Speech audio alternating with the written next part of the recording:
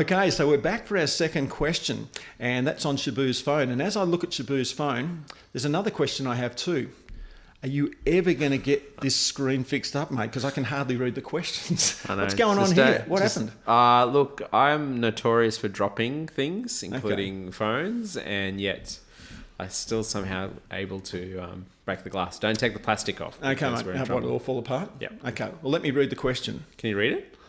Okay, through the cracks. No, it's actually a very, very interesting question. And it comes from chapter 12 in Exodus, verse 12. And it says this, and I'm not quite sure, it doesn't tell us who asked the question, but that doesn't matter. The Egyptian gods that God came against, are they real or are they made up by the Egyptians? Good question. What do you reckon? So, chapter 12, and what was it, verse 12? Verse 12, yep. So it says, "For I will pass through the land of Egypt that night, and I will strike all the firstborn in the land of Egypt, both man and beast." And flick the page, and on all the gods of Egypt I'll execute judgments. I am the Lord. So I think for the Egyptian population and people, they actually believed these were real gods. They did.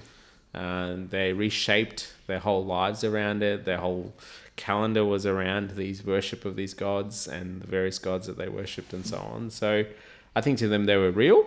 I think also in Moses' particular account and the way that he's written it is to say, yeah, this is God going to war against the gods of Egypt. So underneath those gods of Egypt, I think, are demons, and that's where the power and so on is shown through Exodus. And also, these are created gods, and God is not going to be happy with that as the creator, obviously, too. That's exactly right. And you see throughout the Old Testament in particular, there is this sort of picture of war between the God of the Bible and the gods of the other nations. Often, yeah. Yeah, I don't know if you remember that famous story of where the Philistine army took over Israel, and they took the Ark of the Covenant into their throne room. And that was not a good idea. Yeah, and if you remember that visual picture that we have of their God being crushed down. So it's a real picture of saying to the nations around, the God of Israel is the true and only God.